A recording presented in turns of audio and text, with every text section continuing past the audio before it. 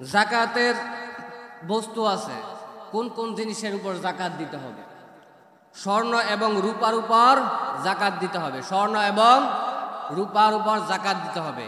আপনার স্বর্ণ রূপা আছে, এই স্বর্ণ রূপা যদি আপনার কাছে 1 বছর থাকে তাহলে এই স্বর্ণ রূপার উপর কি দিতে হবে? জাকাত। স্বর্ণ এবং রূপা, স্বর্ণের পরিমাণ, স্বর্ণ 7.5 তোলা। কয় তোলা? 7.5 তোলা। এবং রূপা 52.5 তোলা।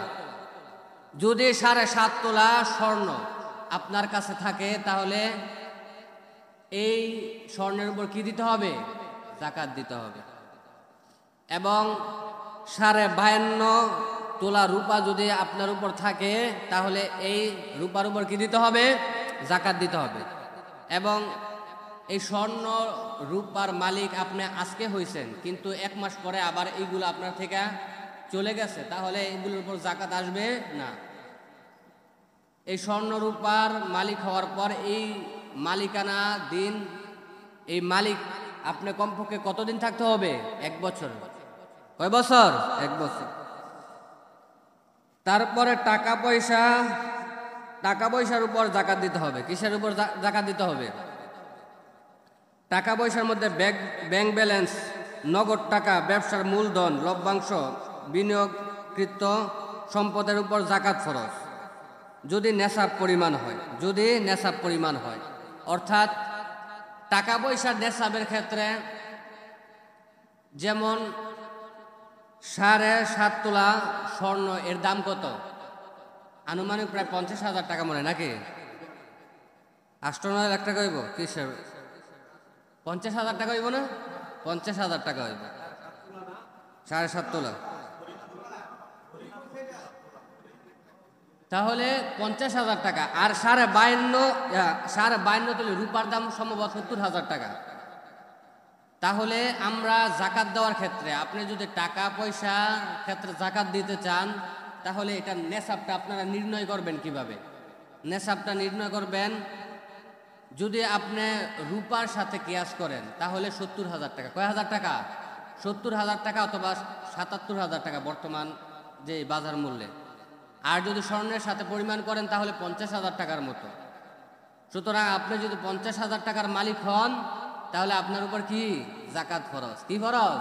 জাকাত ফরজ। এখন মোটামুটি বাংলাদেশের মধ্যে জাকাত নেওয়ার মানুষ খুব কম, জাকাত দেওয়ার মানুষ খুব বেশি। তারপরও মানুষ রাস্তাঘাটের মধ্যে যে কেন ঘুমায় বুঝি না। হ্যাঁ, মানুষ রাস্তাঘাটের মধ্যে ঘুমায় কি ঘুমায় না? স্টেশনের মধ্যে ঘুমায় কি ঘুমায় না? জবাব দেওয়া লাগবে। যারা ধনী ব্যক্তি তাদের জবাব দেওয়া লাগবে। ওই জাকাতের লুঙ্গি দিয়ে দিবেন, জাকাতের 3 পিস দিয়ে দিবেন, জাকাতের কাপড় দিয়ে দিবেন, এসব দিলে জাকাতের হক আদায় হবে না। সুতরাং টাকা পয়সার ক্ষেত্রে আপনি টাকা হিসাব কইরা 2.5% টাকা কি করতে হবে? গরিবদের মধ্যে বিলীন করে দিতে হবে, জাকাত দিতে হবে।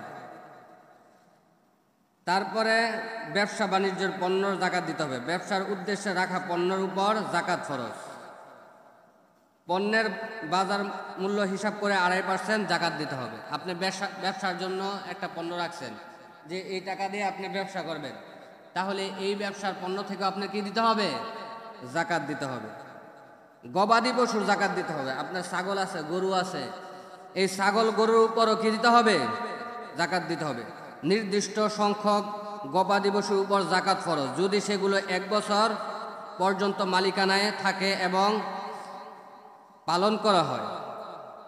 গরু 30টি হলে একটি গরু, ছাগল ভেড়া 40টি হলে একটি ছাগল। যদি আপনার 30টি গরু থাকে, কয়টি গরু? আপনার 30টি গরু আছে, তাহলে 30টি গরু যদি থেকে থাকে তাহলে আপনার একটা গরু গরিবদেরকে দিয়ে দিতে হবে। কয়টা গরু দিতে হবে? একটা গরু দিয়ে দিতে হবে।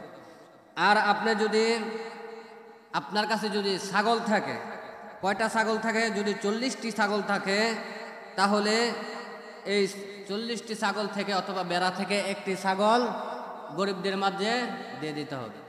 এটা হলো গবাদি পশুর জাকাতের নেশাব এবং জাকাতের পরিমাণ এবং কতটুকু জাকাত দিবেন সেটা। তারপরে কৃষি পণ্যের উপর জাকাত দিতে হবে। আপনি কৃষি কাজ করেন, এই কৃষি পণ্যের উপর কি দিতে হবে? জাকাত দিতে হবে। যে সব শস্য ফল ফলানো হয় সেগুলোর উপর জাকাত ফরজ, 10% অথবা 5% ফরজ হয়। আপনার কৃষি সম্পদ আছে, ওইগুলোর উপর কি জাকাত ফরজ, 10% অথবা 5%। তো এমন কৃষি সম্পদ আছে যেগুলো আল্লাহ প্রদত্ত, অর্থাৎ বৃষ্টি আসলে বৃষ্টির পানিতেই যথেষ্ট ওই ফলগুলো বা ওই কৃষিগুলো উৎপন্ন হওয়ার জন্য। বুঝেন নাই মনে হয়? যেই ফল হওয়ার জন্য অথবা যেই সম্পদ, কৃষি সম্পদ হওয়ার জন্য শুধু বৃষ্টিই যথেষ্ট, আপনার টাকা খরচ করে ওইগুলোর মধ্যে পানি দিতে হয় না, ওই কৃষি সম্পদগুলো আপনি 10% কি করবেন? জাকাত দিবেন। কয় পার্সেন্ট জাকাত দিবেন? 10% দিবেন। কিন্তু যেই কৃষি সম্পদ অর্জন করতে গিয়ে আপনার টাকা খরচ করে পানি দিতে হয়েছে, টাকা ব্যয় করতে হয়েছে, ওই সম্পদগুলো, ওই কৃষি সম্পদগুলোর উপর 5% আপনার কি করতে হবে? জাকাত দিতে হবে। তারপরে খনিজ সম্পদের উপরও কি জাকাত ফরজ। জাকাতের বিষয়গুলো আরো অনেক লম্বা চূড়া, জাকাতের বিষয় আলোচনা আছে, তারপরে ফেতরার বিষয় আলোচনা আছে, এগুলো সময় নিয়ে করা দরকার। তারপরে যদি আপনাদের কোনো প্রশ্ন থাকে ইনশাল্লাহ আমাকে পার্সোনালভাবে করবেন, আমি পার্সোনালভাবে আপনাদেরকে উত্তর দিয়ে দেওয়ার চেষ্টা করব।